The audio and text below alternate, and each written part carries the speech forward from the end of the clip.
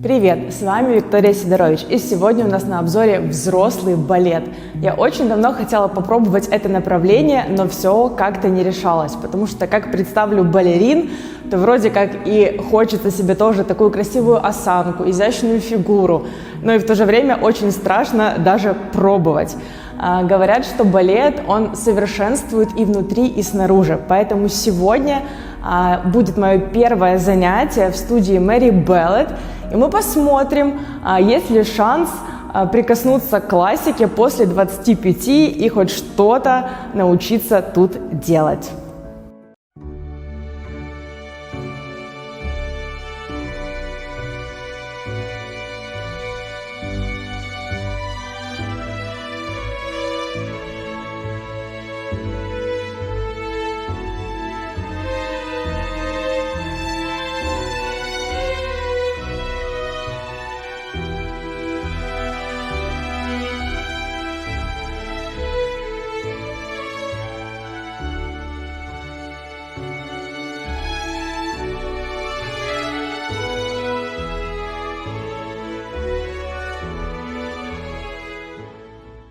Ну что, взрослый балет стал для меня еще одним открытием после бокса, чего я совершенно не ожидала.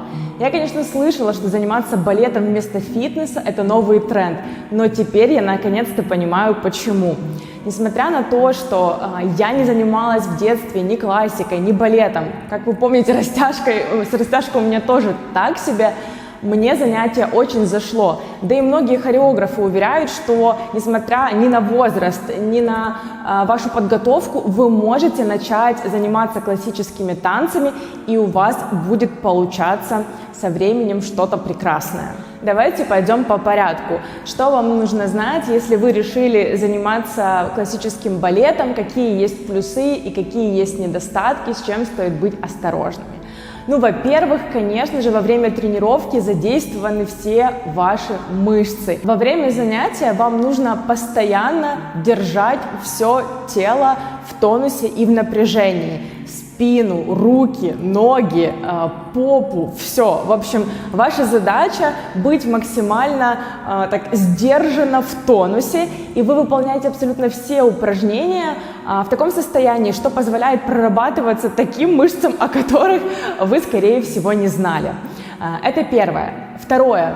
Балет просто, наверное, лучший способ для того, чтобы прокачать выворотность суставов, потому что практически все движения делаются выворотно, вот с этими всеми, вот так вот все ровненько.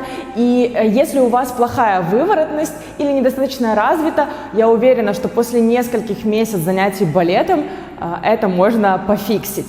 Третье. Осанка. Наверняка вы замечали, что у балерин очень ровная, вытянутая спинка. И это неспроста, потому что на тренировке мы все время держали спину ровно, и наш тренер постоянно поправляла, если что-то шло не так. Поэтому осанке здесь уделяется очень много внимания, и, конечно же, ее можно выдвинуть даже в топ, если вам важно, чтобы у вас была ровная спинка. Четвертое – это настроение. На занятии настроение просто волшебное, начиная от всех этих странных слов релеве, тандю, батман, плие и так далее, классическая музыка. И это переносит, знаете, в атмосферу Франции, каких-то там 18-19 века, и в этом что-то есть. И для женщин я прям супер могу рекомендовать, потому что ощущение, когда ты такая женственная, все прям тело вытянутое, спинка ровная, это непередаваемое ощущение, поэтому я крайне рекомендую сходить, желательно не на одну тренировку, потому что здесь может показаться с одной тренировки, что все слишком сложно, поэтому хотя бы парочку тренировок, чтобы прочувствовать это на себе, это прям кайф. Кстати, если вы решитесь попробовать взрослый балет, я очень рекомендую вам студию Мэри Беллет, где сегодня мы снимали. У них очень много школ, локаций и прям крутейшие тренера, и атмосфера, как вы видели, тоже прекрасная, поэтому очень рекомендую сходить на тренировочку именно к ним. Что еще я хотела бы отнести в плюсы, так это то, что балет очень круто развивает координацию и работу мозга, потому что все комбинации делаются на обе стороны, на правую и левую. Они имеют определенный порядок, который вам нужно запоминать, повторять. Это реально круто развивает и правое, и левое полушарие. Так что балет — это не только для тела, а еще и для ума. С ключевыми плюсами у нас все. Давайте перейдем к некоторым особенностям, потому что я не могу сказать, что здесь есть явные какие-то минуса или противопоказания. Что стоит знать, на что обратить внимание, когда вы пойдете на первые тренировки по взрослому балету? Первое, важно не пугаться всех этих страшных слов, которые там говорят, потому что все комбинации повторяются, и со временем вы научитесь различать первую, вторую, третью, пятую позиции, батманы, плие, тандю, релеве и все остальное, что вам говорят. Конечно же, на первом занятии весьма сложно уследить за всеми этими движениями, так как все комбинации, они имеют свой порядок, и те, кто занимаются немножко дольше, чем вы, не первое занятие, они уже это знают.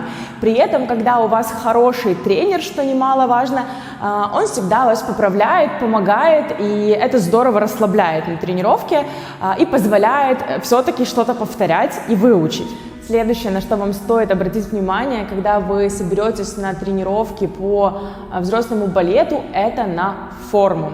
Как вы видите, я сегодня в обычной спортивной форме, и в принципе это простительно для первых занятий. Но, вероятно, вы заметили, что во время тренировки все девушки были в такой балетной форме. Да? Что из себя представляет балетная форма? Это балетки, конечно же, колготы, купальник и юбочка. Да? Собственно, если вы решите заниматься более длительно и серьезно, то вам придется приобрести подобного рода форму. Ну и я думаю, что в ней заниматься гораздо приятнее, и это помогает погрузиться в атмосферу такого балетного мира. Собственно, это базовые вещи, нюансы, которые вам нужно знать, когда вы соберетесь на первое занятие по взрослому балету, а я очень рекомендую вам это сделать.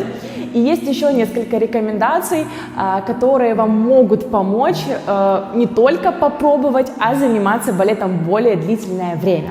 Первое, важно помнить, что здесь результат приходит далеко не сразу, потому что балет – это действительно непростое направление. Оно требует выдержки, усилий, силы воли, регулярных занятий, тренировок, и результат, скорее всего, вы увидите через несколько месяцев.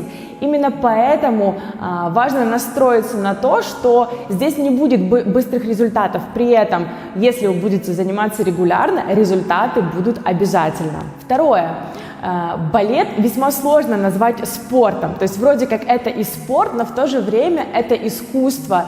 И, безусловно, здесь прорабатываются все группы мышц, но если вдруг вы хотите похудеть или прям подкачаться, то вам лучше пойти, возможно, на барre. Да, у нас был обзор, где тоже есть элементы балета, но это все-таки фитнес. Здесь же я рекомендую идти на балет тем, кто хочет красивую осанку, стройную фигуру, научиться координации, балансу и, в принципе, погрузиться в эту атмосферу, ну и, конечно же, научиться танцевать балет. Третье, как я уже говорила, перестаньте беспокоиться о том, что вам уже слишком поздно, что вы не занимались в детстве, что у вас недостаточно растяжки и еще чего-либо. Просто пойдите и попробуйте, потому что балетом занимаются в любом возрасте, и количество взрослых студий балета, оно просто тому доказательство.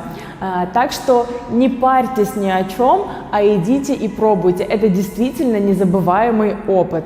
Ну и еще я хочу подчеркнуть, что именно в балете очень важно найти своего преподавателя. К примеру, у меня сегодня была очень классная тренер, и она была очень лояльна ко мне, как к человеку, который пришел первый раз, все помогала. При этом так бывает не всегда. Поэтому если вдруг вы попали в школу, где тренер вам не подходит, не спешите расстраиваться. Найдите еще одну студию, где тренер вам подойдет. Это очень важно, и это явно поможет вам не сойти с дистанции в самом начале. Если подытожить, то взрослый балет будет полезен тем, кто хочет ровную осанку, подтянутую стройную фигуру, развить координацию и баланс, ну и в целом научиться танцевать и окунуться в прекрасную атмосферу классики. А если вы хотите, чтобы мы сняли для вас взрослую тренировку балета для дома, обязательно пишите в комментариях. С вами сегодня была Виктория Сидорович. Поставь лайк этому видео, поставь колокольчик, чтобы не пропустить следующие обзоры, ну и подписывайся, если ты еще этого не сделал. До скорого!